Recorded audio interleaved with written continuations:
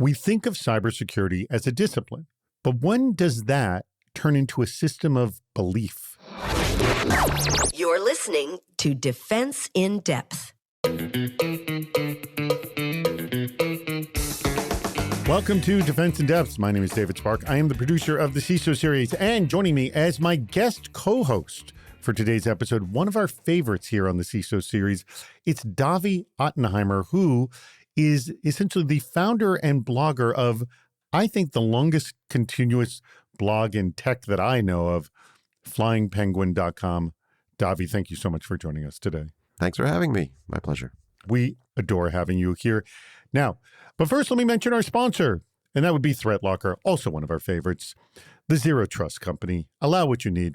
Block everything else by default, including ransomware and rogue code. We will have more about just that a little bit later in the show. But now I want to get to the topic at hand. And Davi, this topic was so controversial that I said, we have to have Davi on. All right. This is right up your alley, Davi.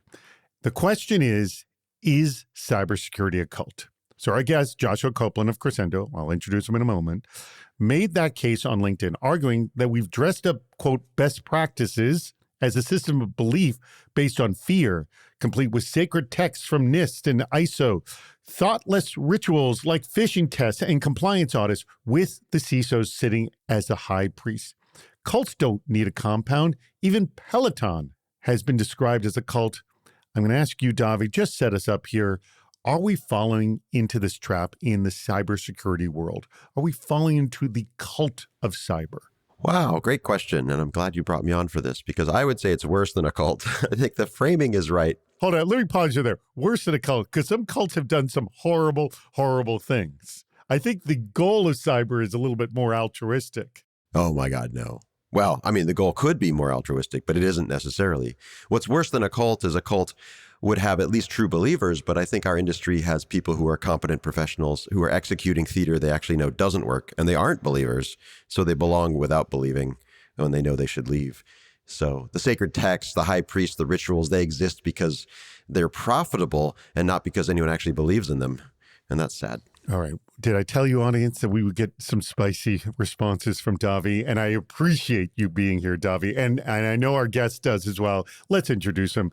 Joining us in this conversation, the person who started this conversation, it is the Director of Security over at Crescendo, none other than Josh Copeland. Josh, thank you so much for joining us. Why is everyone so confused? Dr. Brian McElia said, quote, frameworks aren't dogma, they're guardrails. They give us common language across complex environments. Without them, every team would reinvent the wheel. Rituals build muscle memory. Many CISOs are already shifting from checklist compliance to continuous validation, exposure management, and resilience metrics. Totally agree. We need less dogma and more proof. But throwing out the frameworks isn't the answer. Using them as tools, not religion, is. And let me also add Asra Ismail's comment. He's from Quality Management Australia. Quote, love the metaphor. A tip of the hat to you, Josh. But let's not confuse structure with dogma.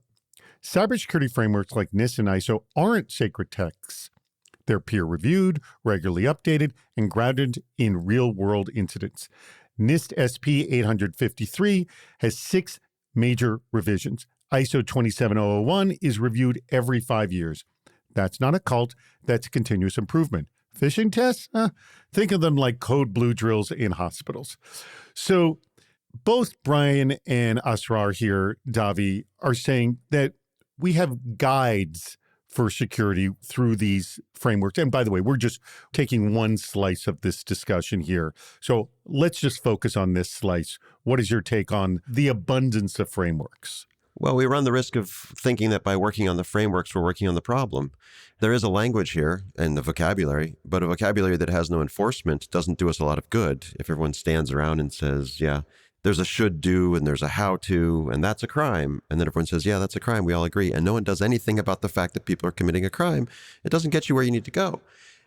You can update your frameworks all you want, but you really got to move on it. The actual infrastructure has to be changed. Otherwise, you're just updating the frameworks to reflect the fact that your infrastructure isn't changing. And then what good is that? Josh, I throw this to you.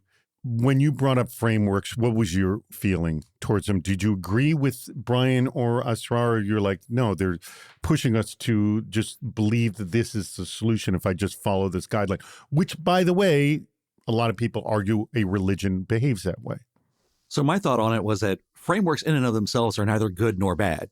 They exist and they're a good baseline to start with.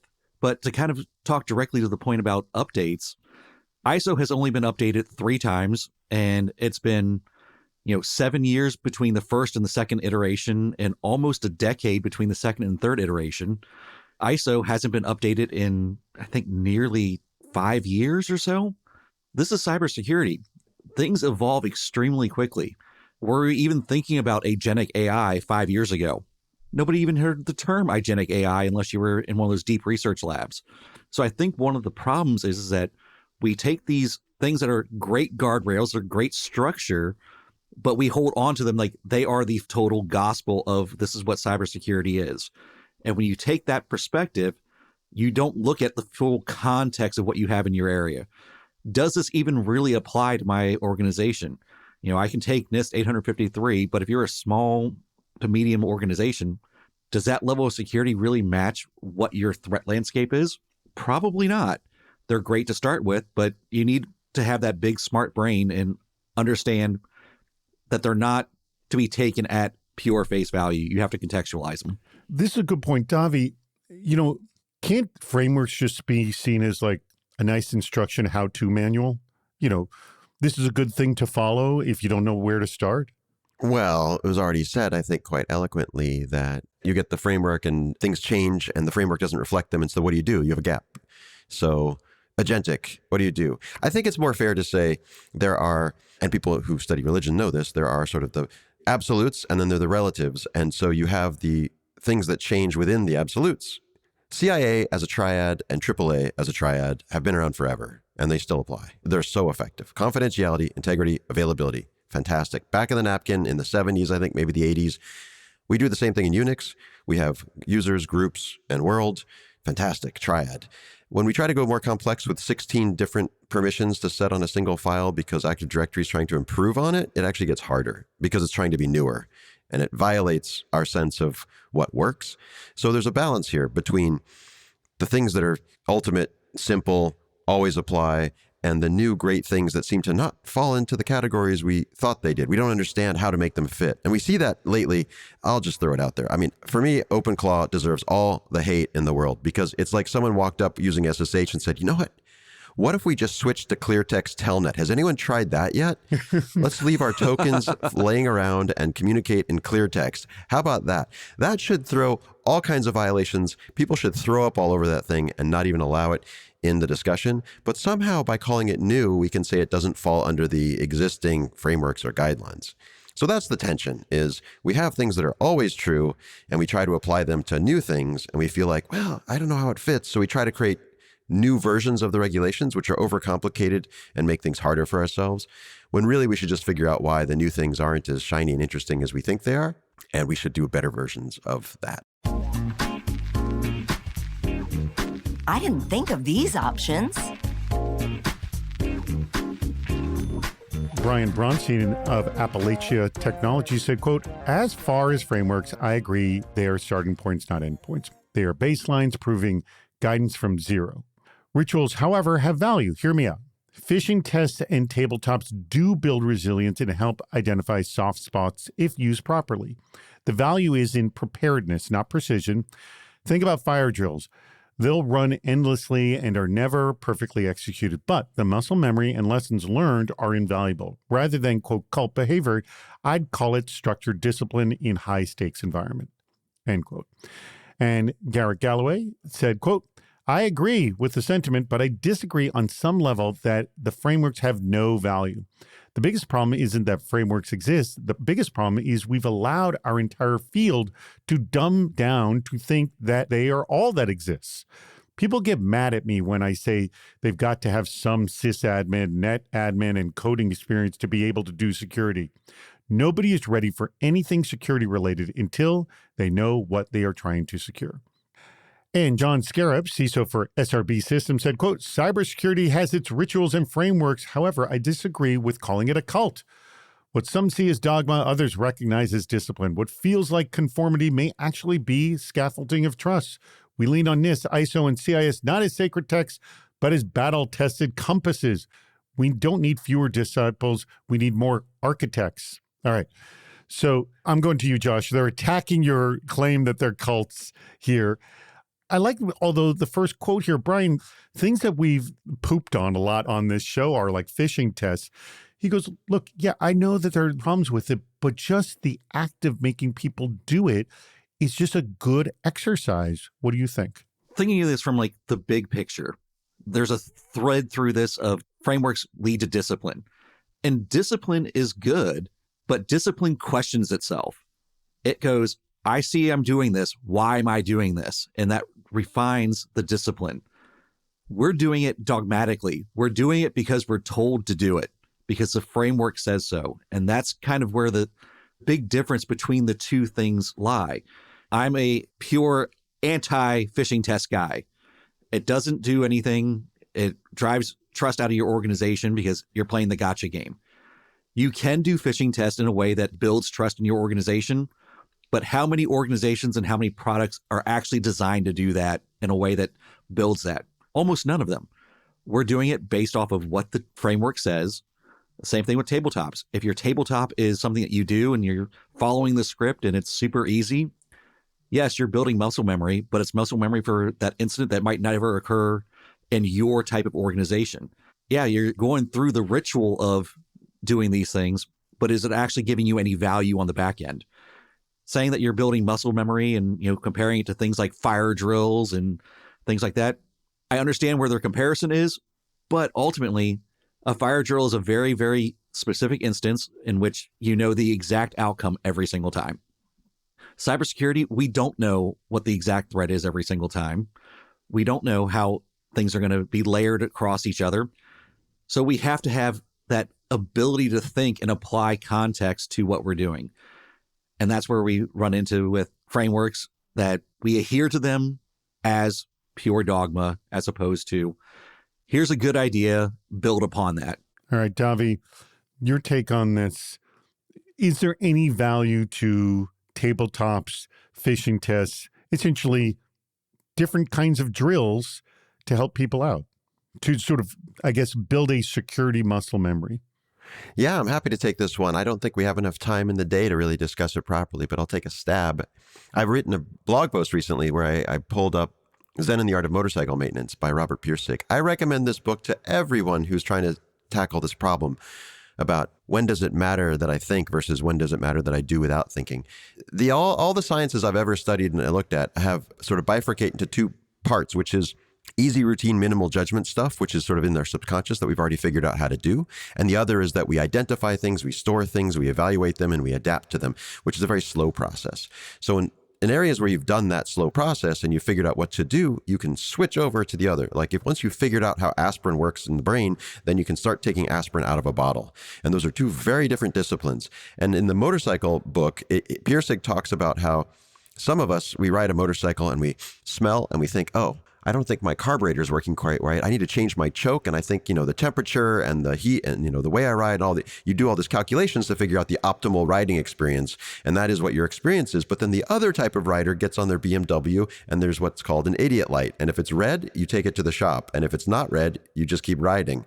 So you kind of have to figure out where you are in that spectrum when you say, let's tabletop. If you're someone, threat modeling is a good example of this. You can't threat model with people who don't understand anything about threats, don't understand anything about the technology they're looking at. It's like you'd spend your whole time just trying to introduce how the system works before you even get to what you're supposed to be doing with the exercise.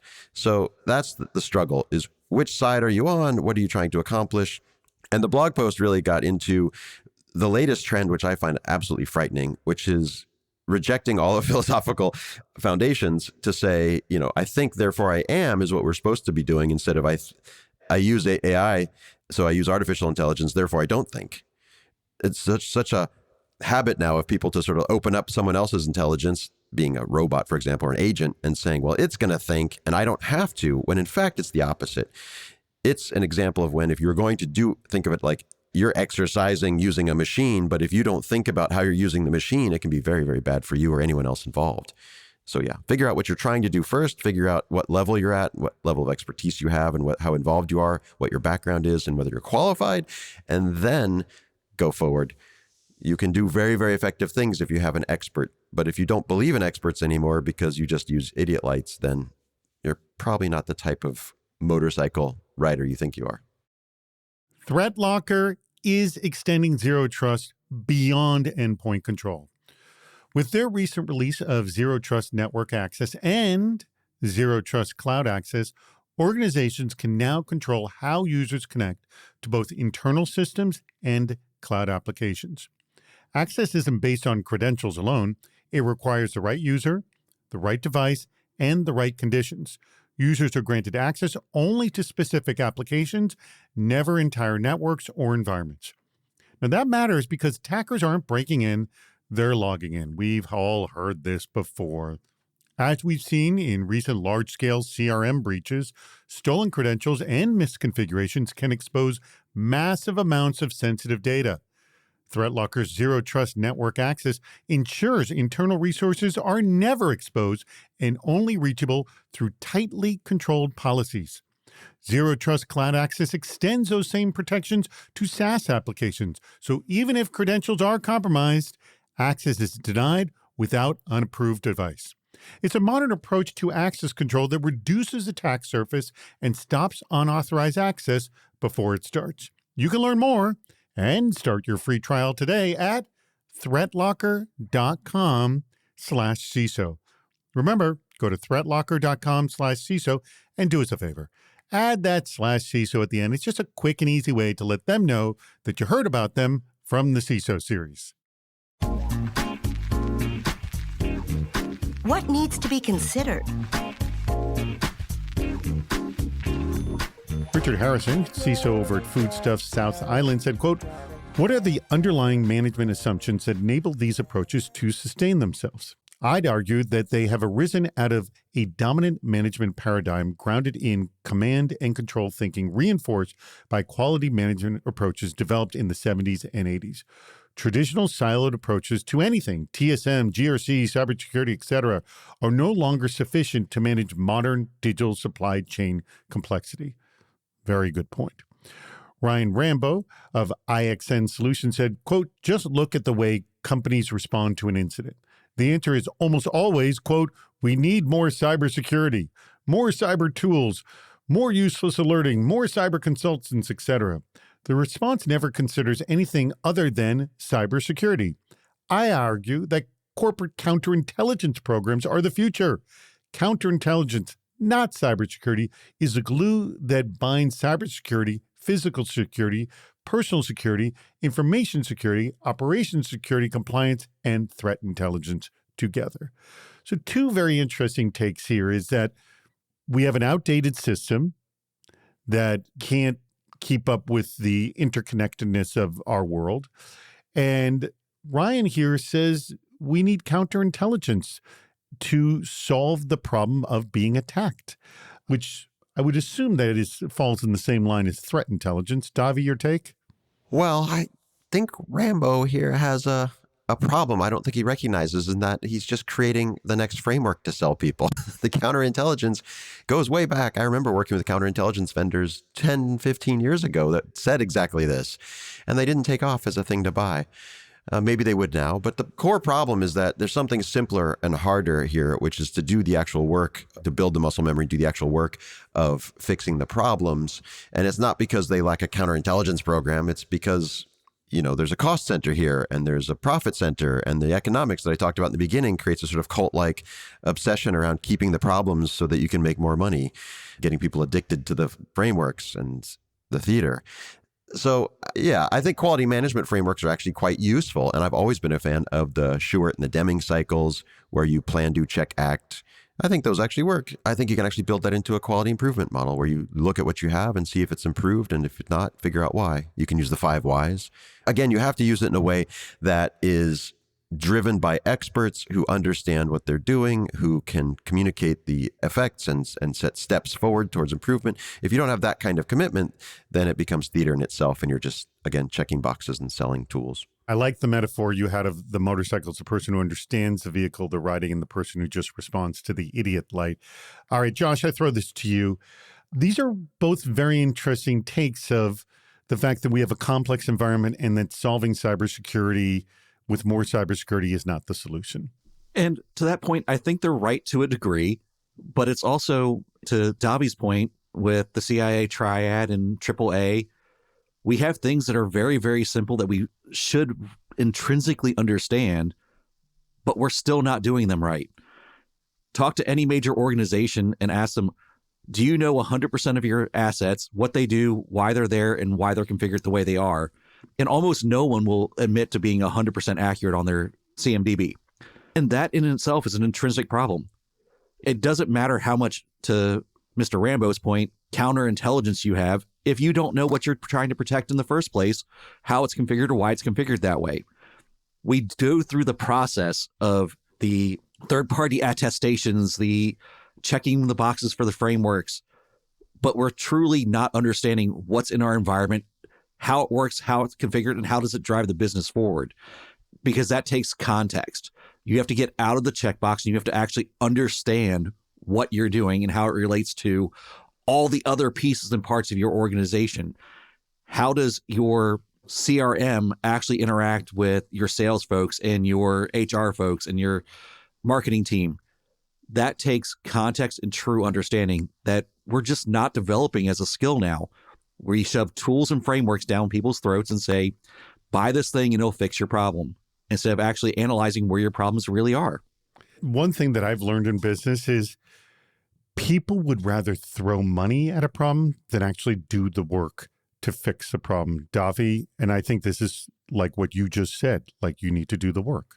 Yeah, that's right. And it's funny because you find people who are saying, take my money, and you say, well, what if I just do it for free and I give you free tools? And they say, no, I got to spend the money to feel like I'm doing something. And because if I spend the money, then I can say, I tried and it didn't work, as opposed to if you come in and say everything's free and let's just do this. They say, I don't get it. Where's my feedback? How do I prove that I did something? You're like, the actual work, man, the actual work. that's the work. Well, you actually measure it. Let me put it like this. One of my pet peeves is people talk about a SOC 2 or a ISO or any of these things as though it's aspirational. I say, oh, you want to jump in the pool? You better get your swimming license, because if you don't know how to swim, you'll sink and drown. So get your SOC 2 so you don't drown. And they go, oh man, I don't want to be the Olympic swimmer. I don't want to win the Olympics and get the gold medal. So can you get, it's like completely backwards to the way we should think about these things. So the hard work is just the baseline. And that's crazy that it's so hard for people just to get to the point where they don't drown. That's what we're talking about when we talk about these goals. And it should be easy. It should be low cost. It should be easy. And I feel like we have vendors that make it difficult because they want to sell gold medals, and very expensive participation medals become the value. And their success is measured in how much money they've made, these vendors, as opposed to what they've really done in the industry. Well, I guess that's one way to solve it. Suzanne Button of Intelligence Consulting BV said, quote, the only reason it's become a cult and that frameworks are checkbox exercises is politics. Once you understand that, then everything else becomes much clearer. The second part is more simple. Fix the damn holes. If companies spend half as much time fixing their own issues as they do with shiny tech and rooms filled with SOC analysts, they'd be winning. So it seems like Suzanne's right up your alley here, Davi. But I want to get Josh's take first on this. We talk about this, by the way, endlessly on the show of do the basics, do the fundamentals, which, by the way, we actually point to the CIS controls on seeing the first steps of the fundamentals. Your take. Yeah, Suzanne's absolutely right. There is a lot of politics around this. You do a SOC 2 or an ISO 27001 or a HIPAA attestation or a PCI DSS, not because most companies care about actually doing security. They care about checking the box so that they can have it for customer engagement, so they can pass the first step of trying to get a customer. So it becomes a scenario in which you don't care about actually doing security and fixing problems. You care about passing your audit, your attestation. which means you don't really care about fixing the holes. You care about meeting the minimum requirements. And that's where a lot of these frameworks tend to go off the rails, is that they're really, really good at telling you where to start. To Davi's point, it's your swimming license. But unfortunately, so many organizations see it as the end goal versus the starting point. And when you change that mentality where this thing that should be a starting point is your end goal, you're always going to have holes. You're always going to have all these issues. And it is completely political, whether that's geopolitical or whether that's your internal company politics. It comes down to, am I doing security for the ability to be more secure? Or am I doing security for theater so I can get new clients, new revenue streams?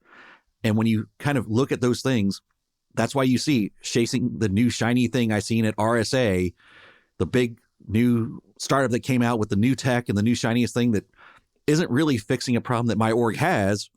It's just the new shiny thing that I can say, look, we're on the cutting edge of this technology, but it doesn't matter that I'm still using SMB version 2 and version 1 to do half of my stuff because I'm using some legacy software. Davi, again, Suzanne seems to be right up your alley here. We hear this all the time on the show. Fix your basic problems. Yeah, I agree. She's the one who said the thing that's easy to say, I think, and is right. However, it's also too easy to say that, just there's a hole in the bucket, so fix the bucket. Well, how do I fix the hole? It gets a little more complicated. And to Josh's point, we are selling fire trucks all the time, but not measuring whether we're putting out fires, because if we put out the fires, we wouldn't have to sell the fire trucks. And so if we're obsessing around this, like, vendor obsessing around who has the shiniest fire truck, it might be because people are setting fires to sell fire trucks at the end of the day. That's very cynical, but also, unfortunately, a realist approach to what we're seeing.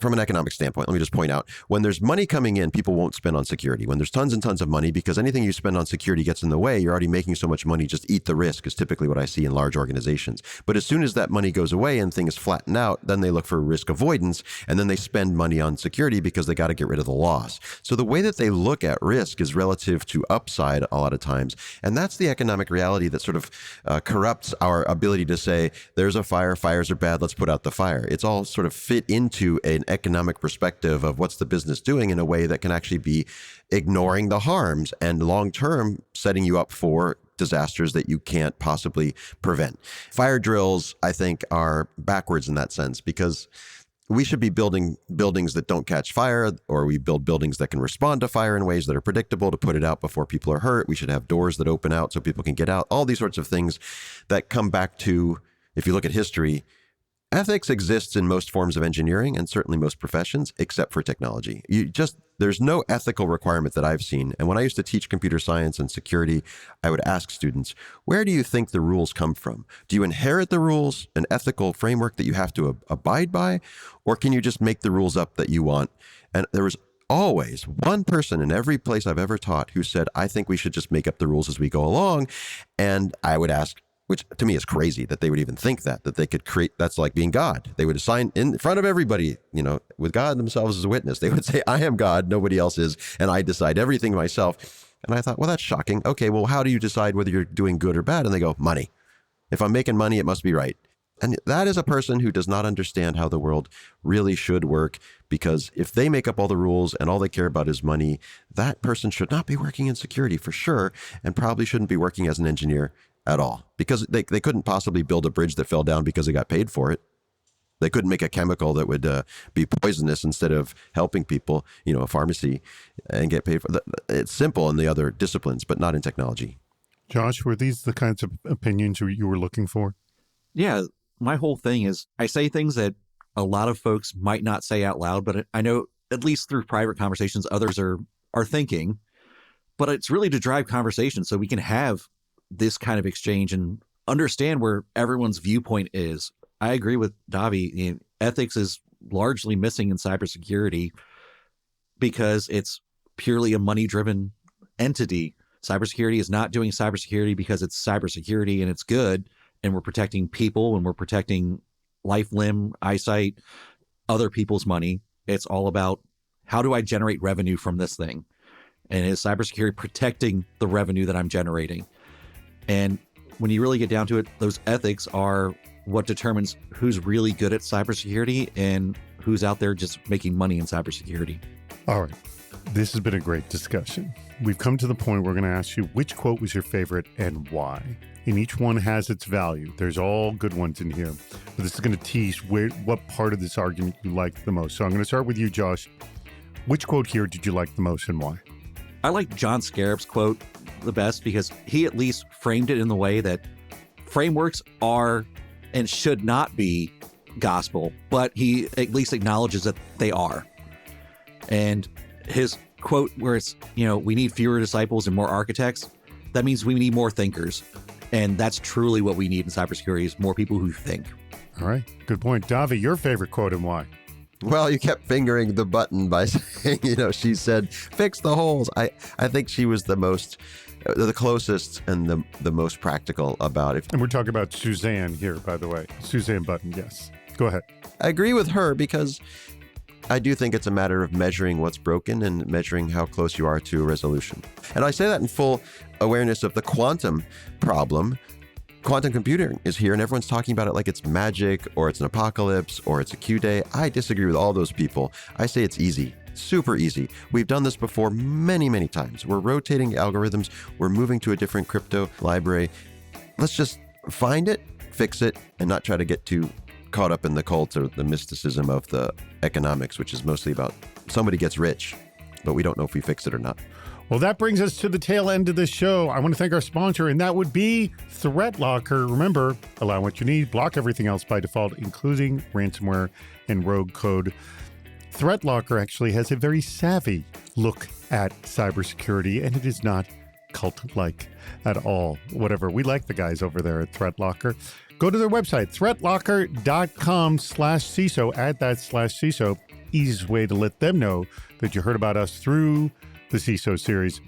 Thank you, Davi, as always, for joining us. Remember, go check out his website, flyingpenguin.com. 30 years he's been blogging there. And by the way, provide that link to that reference post you had about the art of motorcycle maintenance, Zen in the art of motorcycle maintenance, Davi. And we will have that on the blog post for this episode. And Josh, I'll let you have the very last word on this. My first question is, are you hiring over there at Crescendo? At Crescendo, we're always hiring. We're a rapidly growing startup. So go out onto our crescendo.ai careers and look for your new gig. All right. Well, look for the new gig there. And I'm assuming people can reach out to you directly. We'll have a link to Josh's post. I'll let you have the last word on this topic because this is the conversation you started, Josh. Yeah. Ultimately, cybersecurity is one of those places where there's lots and lots to learn. And I think Davi would agree. The more you learn, the more you know that you don't know. And that's where we can truly get in and dive into these topics and learn from each other where we see the different perspectives. I'm a big proponent of unpopular opinions, so I always like to see other people's unpopular opinions on things in cybersecurity. Well, thank you again, Josh. Thank you again, Davi. And thank you to our audience, as I always say. We greatly appreciate your contributions and for listening to Defense in Depth. We've reached the end of Defense in Depth. Make sure to subscribe so you don't miss yet another hot topic in cybersecurity. This show thrives on your contributions. Please write a review, leave a comment on LinkedIn or on our site, CISOseries.com, where you'll also see plenty of ways to participate, including recording a question or a comment for the show.